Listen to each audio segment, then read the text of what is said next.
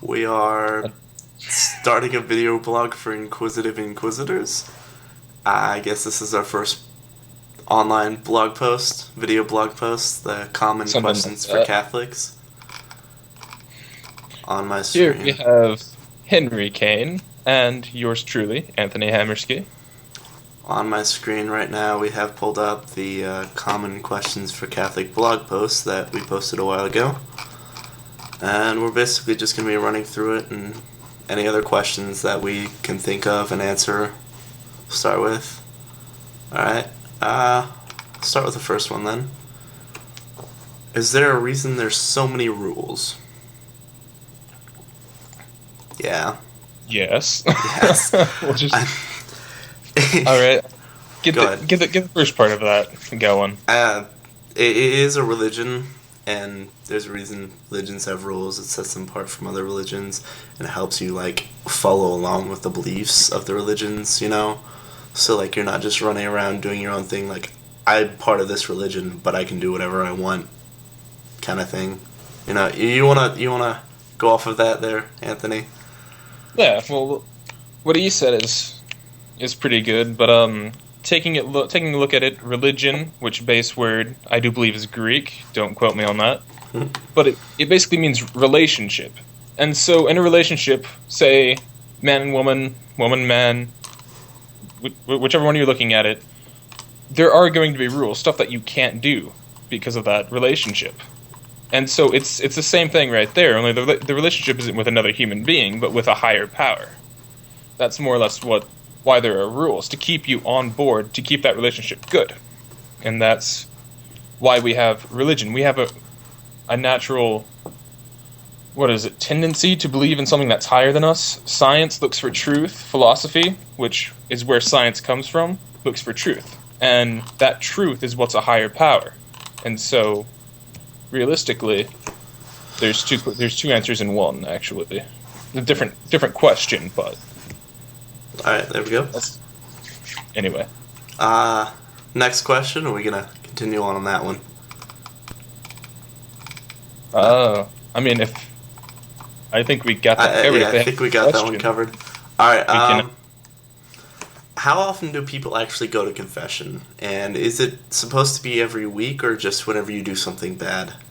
I personally like to go every week. It's required that you go once a year around Easter during Lent. Like that's the basic That's requirement. the But I like to that's go one once of a the week. pillars of our faith. Yep. There.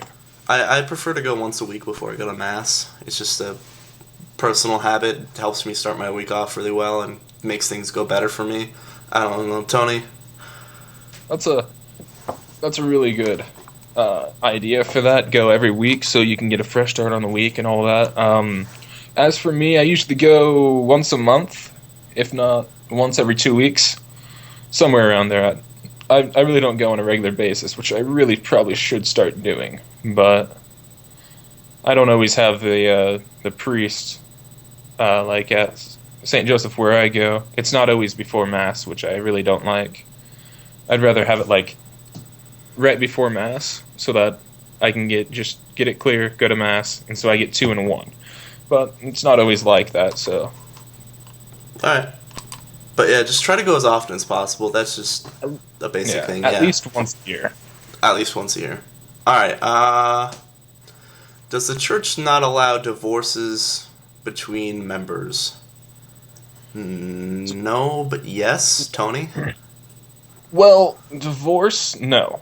Annulment, yes. There's a difference there. Many people will say it's a Catholic divorce. Well, realistically, it's more of a an annulment states that there was no marriage to begin with, and you have to have the three things for it to be valid. Those are fruitful. What else is Free, there? total, faithful, fruitful. Yes, free, Yeah. total, faithful. Okay, so there's four of them. Sorry about that. There's four of them, and if you don't have any one of those, then it isn't considered a marriage. If you have all four of them, then it is considered. Hey, look, I just see them like popping up right now. Poof. Anyway, Could have popped up. and so basically, if you don't have one, then it isn't a valid marriage. If you have them all, then you cannot get divorced according to the Catholic Church. So that's that. It's not Catholic divorce. It's a whole different idea. That's for sure. It's just the marriage wasn't ever an actual marriage. It's just you guys kind of Right. lived together and stuff for a while, but you weren't officially like you were married, but you weren't like married in the church, technically Right. speaking, like fully And so married. Yeah. if any of you watching this have any further questions, just post them at the bottom, or whatever it is, the comment section, I do believe. Yep. Just post them there, and we'll get back to you on our next video. Now, next question. Where do you believe God came from? At some point in time, there must have been nothing, right? Wrong. That's a great way to start it off. Anyway, continue. No, God doesn't exist in our notion of space and time. Like, we have this 3D world around us and time flows and stuff, right? God doesn't exist within this. I mean, he does, but he's outside. Like, God is infinite. God is everything. So, it's hard to wrap your mind around, but no, God did not have a beginning and he will not have an end. He has always been there and he always will be there. That's kind of why he's God. Omnipotent, massive being of everything. So, yeah. There was never a time when there was nothing. There was a time when there was just God, but there's never been a time when there wasn't God. God has always been and always will be, outside of our universe of space and time. It's kind of like the idea of what is it? 3,003 million-year-old rock or something, where like the Earth, it had a beginning, yes, Mm-hmm. but like our beginning, since the beginning of time, which time realistically, if you look at it, is a man-made idea, because a day is 24 hours because we wanted it to be that way, more or less like that, and so that the Earth has been through many different how do I want to put that, species. Like it was there before man, and it will be there probably till the end of man. I'm trying to think of a good way to like bring an analogy into this, but if you can work with that, Henry, please help me out. I don't really have anything on that. It's just All right. God's I'll always think of been. something better, and if you guys have any further questions on that one, please be sure to leave those in the comments. We love answering questions, don't we? Oh yes, especially ones that, tried to find an analogy to, but we can't. Yep. Oh, here's actually a question we tend to get asked a lot. It's not really a question, it's more of a satirical, rhetorical, just kind of people being rude. What do you have to believe in a higher power to make yourself feel better? Personally, Well, this is. personally, Go ahead. I don't. I believe in a higher power because I do. It's just I just believe. There's enough evidence to make me believe in it. I believe, okay? I don't believe to make myself feel better. I don't believe to, like... I do believe to better myself, but not in the way that, like, I believe that just believing in God makes me a generally better person. You have to work at that for yourself to make yourself a better person. Just believing in God... Just believing in God does almost nothing for you. You have to, like, believe and do things and actively participate, and you have to be an active member to actually benefit from believing in God. Just believing in God, I can't really say it does anything for you. I mean, Tony?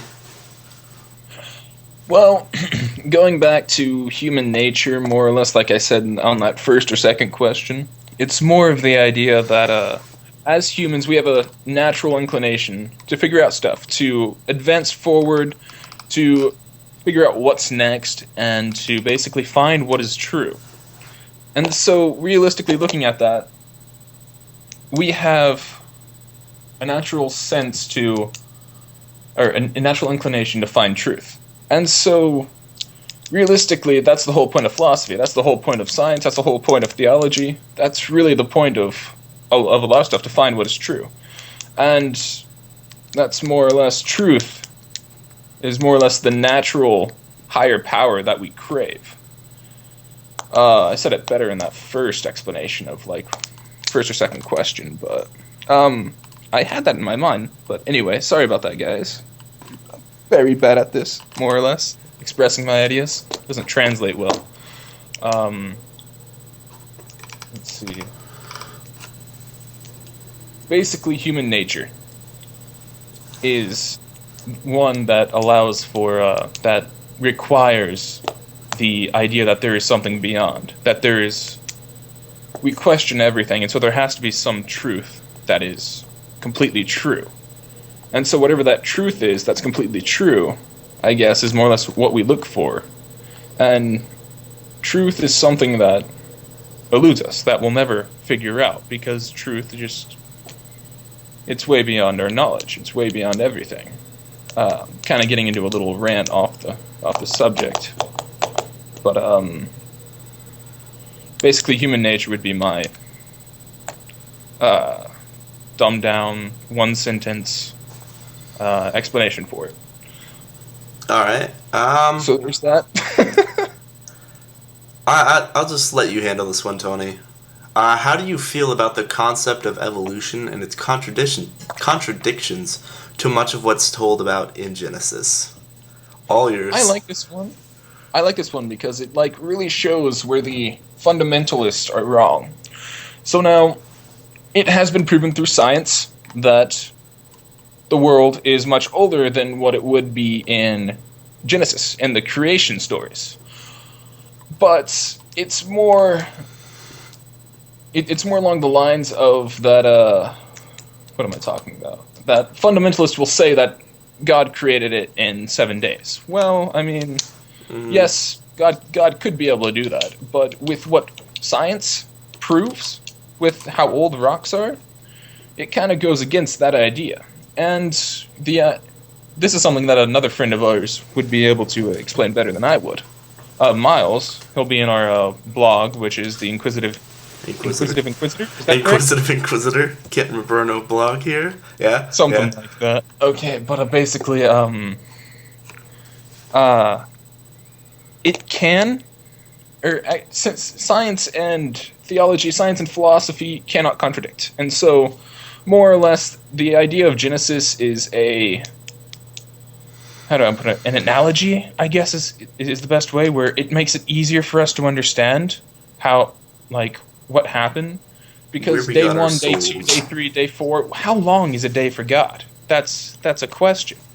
Because time is a man-made idea, and so one day could be millions of years, could be trillions of years, could be 100 trillions of years, honestly.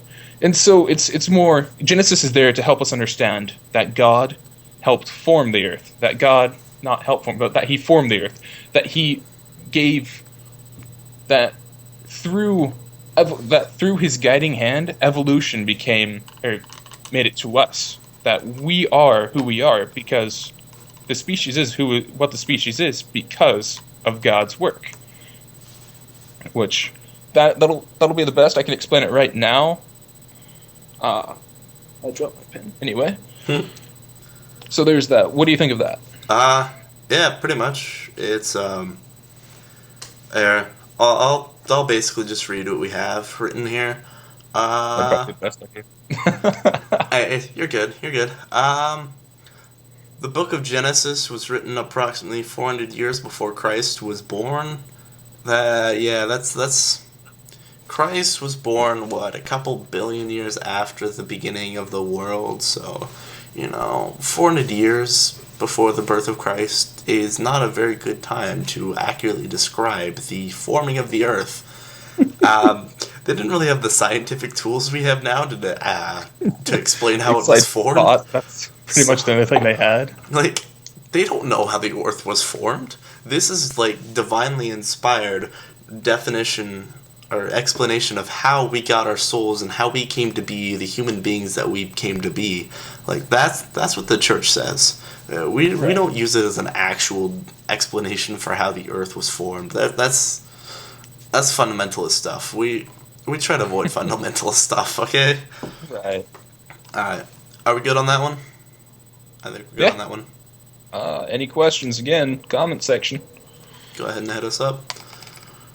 Do you believe Jesus is God? Yes.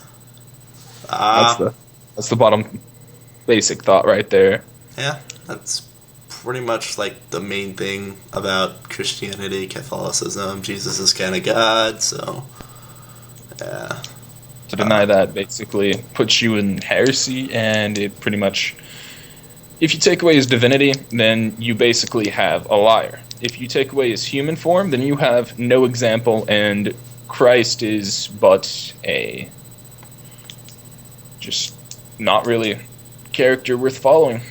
Yep, so basically if Jesus isn't God, then what's the point of him coming to Earth? I mean, some people would argue that he was a great prophet, which is true, but there wouldn't be, a 2,000-year-old religion based on a prophet claiming that he's God. I mean, If you don't, like to that, honestly. yeah, you don't really see. Then again, that's going off. Many people will just dismiss that argument because it's primitive. It's not scientific like they would. But it's simple thought, guys, and simple thought is probably the best scientific thing that we have naturally. Take it from a scientist, it is. So, are we good on that one? Have we established that we do believe Jesus is God? Yes. Leading off of that, if Jesus is God, how can he be the Son of God? All you. It's interesting because Christ. Okay, so we have the Trinity, the Father, Son, and the Holy Spirit. And then, so from there, it's neither one of them was created, but only begotten. The Father, and then the Son, and then the Holy Spirit, and all that. I'm trying to think of the best way to explain this, but the Father is, as we know, the God of the Old Testament, the one that everybody knew. Jesus is Jesus and the Holy Spirit throughout the Old Testament and before Christ came was begotten. Wasn't known, but he was there. That's what begotten means, more or less. And so, but they are the three in one, and so he is the son of the Father, because I honestly, it's only a good one. That's a good question. That's more or less Christ being of Mary, and through the ability of God, the incarnation. That's why he would call himself Son of God, because back in there, how you would talk is, I am Simon Bar, whoever Peter's father was. I am Thomas Bar, and then Bar, which means of, which is basically the same thing as surnames, like the Leif Erikson. Well, he's a son of Eric Hammerski, which English-fied would be Millerson. So basically, I am a son of a miller. I come from a small nobility in Poland of Hammer Młyn, which Młyn means mill, if I am correct. And so it's more, he's saying that he comes from the Father. He is sent because of the Father. So that, therefore, he is from the Father. He is from who he called Father, which is why he is God, but he's also the Son of God, because that's how he referred himself to us, so that we would understand better. Basically, summarizing, because he's human, he uses a human term to describe who God is to him, right. Even though he is God. And he is of the Father, because, so basically that's the summarized version, just trying to get, to explain how he came to be as a human. Yeah, more or less. You ready for the next one? Sure. What are your opinions on transubstantiation? I love this one. Transubstantiation, which is basically the idea that the bread and wine, while still having the appearance, the taste, and basically the look, the appearance, everything, how we sense it, it will still have the same structure, I guess, kind of. No, it will have the same appearance, but it is the body and blood, soul and divinity of Christ. And so while it may appear, it is still the body, blood, soul, and divinity of Christ. That's the basic idea of transubstantiation. And What was the question exactly saying? What are your opinions on it? I mean, My opinions is that it's I believe in it. Yeah. I believe in it, and it's a teaching that basically somebody argues. I'll I'll argue it. I'll stand up with the church on that one, and that's one that if you don't have, then it's very hard to be a Catholic. It's actually one of the biggest issues.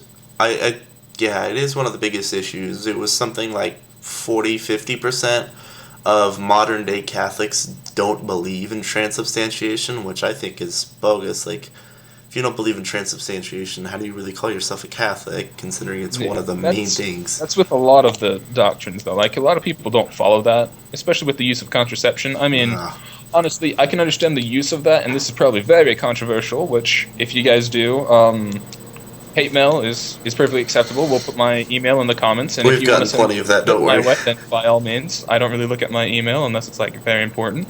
Anyway, but contraception, if you use it, can you call yourself a good Catholic? I mean, if you think you can, and if your conscience allows for it, then by all means, do as your conscience allows you to do. More or less is more or less what I'd say on that. But basically, if you don't have transubstantiation and you don't agree with it, then I don't see how you can call yourself a Catholic, a true Catholic, and it just makes it harder on you to be a true Catholic. And you probably shouldn't really be receiving communion if you don't believe it's actually the body and blood of Christ, because you're just desecrating the host. That's not cool. Yeah, according to Catholic teaching, to desecrate the That's host a in mortal any sin. way, it's a mortal sin. So basically, if you have a mortal sin on you and you go to not confession, but if you go to the Eucharist and you receive that, Basically, the Eucharist, then that's another mortal sin. if you don't believe in transubstantiation, you keep going to Eucharist, you're only hurting yourself there. So I'd go to I don't know confession. necessarily if it is a sin, but I think it's borderline for sure. Yeah. I saw a really good analogy. Going back to what it is, I saw a really good analogy on what it is. It's not really an analogy. One of the bishops, I don't remember which bishop it was, said that transubstantiation is the body and blood of Christ masked by the presence of bread and water. So, like, it's like a magic trick. Ooh, it looks like it's bread and water, but it's not. It's actually, flesh and blood of God. So there's that. But yeah, we both definitely believe in transubstantiation. That's a big thing. Yeah. Are you ready By the for? way, can they see me or no? Or what? Yeah, they can see you Good. right over here. All right. You ready for the nice logical fallacy of circular argument? Can God microwave a burrito so hot that he himself cannot eat it? That goes back to the same idea. Can God create something that he can't lift? Which, I don't know if it is necessarily the logic or the fallacy of circular reasoning, but that's the best that I can come up with right now. I'll do some more research into it and see it. But basically, it's the same thing as saying Can you do the Bible something? is the Word of God because God tells us it is in the Bible. And so realistically, it kind of has that idea, which basically, the idea of it is if you go one way or the other one will take it. And then if you go that way, the other one will contradict it. It's basically setting you up to where it's a circular reasoning. Yeah, it's like asking, why can't you do that thing that you can't do? Like, we know you can't do it, but we want to know why you can't do it. I don't know. It's a trap question that just goes in circles that you really you can't answer. It's more No of one that you kind of want to use to see how they react, and basically it's one that is easily usable to call out people for contradiction or something, and basically just it's more or less a question, in my opinion, to make fun of those who believe in a God. Mm-hmm. It's not really a question you hear when in philosophical or theological debate. Yeah. It's Theological, more of a question you hear from people just trying to make a mockery of religion. Alright, we're gonna go on from this. I'm gonna actually add in a question here that I had someone actually message me a second or two ago. Um, why don't Catholics follow the rules set in the Old Testament? Well, that's actually a pretty good one because we do follow some of the rules in the Old Testament. It's just the fact that when Christ came, he said, "I have not come to abolish, but to change." And so, with a lot of it, they did because it was unclean. A lot of stuff like what is it, bacon, pig, and all those that weren't considered a clean animal, are now able to be eaten because Christ took away the separation from heaven, and he took away the the uncleanness, and and so more or less that's why, and it's actually explained in the Bible why we can have that one, but a lot of it is because Christ changed it, and we still follow a lot of them, like the Ten Commandments. That's Jewish teaching right there, and that's what we follow. Mm-hmm. You have a lot of them that we do, but some that were changed because they are irrelevant, and that it would cause more harm in Christianity than it would in Catholicism than it would in what do you call it? And Judaism. That's the basic answer in my opinion. Christ is the fulfillment of the Old Testament. And so, in being the fulfillment of the Old Testament, he fulfilled the Old Testament covenants and established the new covenant of Christ. So we follow the new teachings of Christ, mixed in with some of the old ones that he didn't really elaborate on. But we follow the new teachings of Christ, more or less. That's what the Catholic Church is. It's Christianity, Christ. We follow the teachings of Christ more than the original Christianity. Yeah. What? Hey. Historical facts to prove that. Thank you very much. So if any of you have any questions about that, please comment. All right. When we get Miles in here, I need to ask Miles a question about Orthodox and branching off from the Catholics and differences there. That's actually more my specialty. Okay. Then I might as well ask you. I've met several Orthodox people, don't know the proper term for that claim that they are the true church, and that they followed the original teachings, because when they split off from us, they were supposedly the ones who kept the true teachings, and we changed our teachings. Do you have anything about that? Well, realistically looking at it, the Orthodoxy, which their leaders are the patriarchs. Well, looking at it, the patriarchs disobeyed the Pope, who had a supreme authority. They disagreed that the Pope had supreme authority. And so you have the Constantinople, Istanbul Patriarch, you have the Antioch Patriarch, you have the Jerusalem Patriarch.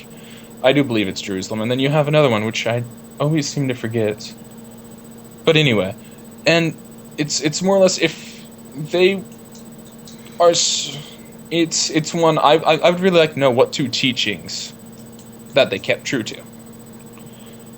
That's what I'd like to know. But realistically looking at it, it was them who disagreed with the Pope, who being who having the primacy of Peter, who having the blessing of Peter, which basically goes back to Peter, you are rocking upon this rock I will build my church. Whatever you bind shall be bound in heaven. Whatever you loose shall be loosed in heaven. Which means that if Peter were to basically go to his successor and be like, you have the blessing of Christ, well then that his successor would have it, and then it would go all the way down. And so that's why the Pope is considered to be by Catholics the and to be the leader, because he has the primacy of Peter, because Peter passed that down. And if you are a patriarch who is above, who's basically the equivalent of a cardinal today, who actually it's a little bit higher than a cardinal. They actually have more authority than a cardinal, but not as much authority as the Pope. And so they thought that they were equal to the Pope. And so they basically argued against him. Cyrilius, I do believe.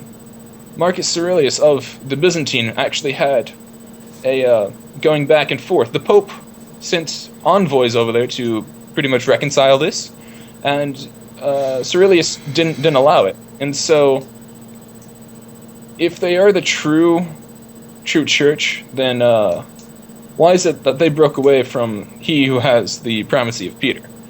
That's more or less what I would be questioning. They're not, according to Catholic Church, they are a part of the Catholic Church because they still hold true to many of the teachings. The only teaching they disagree with, for the most part, or actually, there's about 3 of them. One of them is the Pope. One of them is the Ever Virgin Mary, because that wouldn't exist for this next one. The next one is original sin. They don't believe that sin can be passed down from father to son, but that's something that we would disagree on. And so that's something that's actually said in the Bible, which is why baptism was there. It's something that was stated. And so they kind of go against that teaching. And so if they're the true church, then why do they go against that teaching as well? And why have they also abandoned the idea of the primacy of Peter? Why? There's so many questions that I would like to ask for them, or to ask them and ask. Don't want to mispronounce that, but basically that'd be my answer right there. But yeah, there's that. Okay. That's more like. By the way, guys, history is my subject. I can go on and on for history, so... I'm the science guy, and... He's the science, and then Miles is the theologian. Yep, Miles is our theologian. Alright. Let's go with some more history here. This is a pretty easy history question, though. How do you feel about similarities between Christianity and Islam? I find them interesting. Yeah, considering that Muhammad actually based a lot of his teachings on Christianity and Judaism, it's not that surprising. Let's see, where Muhammad lived his father was a trader on a large trade route, like not a trader that went back and forth, but like he stayed in one spot and people came through and got supplies and stuff like that. And so Muhammad, growing up, encountered a lot of religions. And he never really thought about which one was the right and proper true religion. And so he just kind of like pulled all the things that he liked from the religions around him into what is now Islam, or was Islam. And so he started preaching those things. Trader, yes. They traded items. He didn't betray his country. But he pulled all those things into what is Islam. And he started teaching his views. So, considering a lot of his things, a lot of his views were taken from the prophet Jesus, it's not really that surprising that there's a lot of similarities. If there's anything you want to add to that, Tony? The basic idea is that Islam comes from Christianity, Judaism, and paganism. All 3 of those are basically what make up Islam. And really the difference between Islam and Christianity is the ideology of God, who God is. They believe, from what I understand now, if any of you Islamic are he is the all-being, he is the creator, but he's also a slave master. He's a slave master, and the Muslims are the slaves. And so, as we believe, God is our Father. He loves us, and he would do anything, like send his son down to die for us. And that's a whole different idea. And then the other idea is the Jewish idea of God, which is God is up there, he is the creator, he is all-powerful, and he is somebody to be feared. Yeah. Meanwhile, the Christian idea, which is different from that, which is more, not different, but is more expansive on that. He's a loving father. He's a loving father, and that he should be loved. That is the difference between Christianity and Jewish God. Which, they're the same person. Actually, looking at it, Islam God is the God of Abraham. Judaism, God of Abraham. Christianity, God of Abraham. So it's all the same God, it's just different religions where we worship the same God. We all believe in God. And the Catholic Church does state that Islam does follow, not the Catholic Church, I don't know for sure, but it has. I have heard it from a lot of sisters and fathers. Correct us if we're wrong here. Basically, that the Islamic idea of God is an what is it? Idol. It, Hmm. it's kind of an idolic idea of God, which is something that they basically came up for themselves and basically based it off of probably emotions, how they felt, and how everything seemed to be, rather than what necessarily was what God is, more or less. And so that's what I'd say is the main difference between the religion or the gods anyway. Now the religions are a different story, and we kind of got off topic there, guys. Sorry about that. I do love to talk. Yes. So Yes, he does. It's okay though. Continue. The they religions. love me.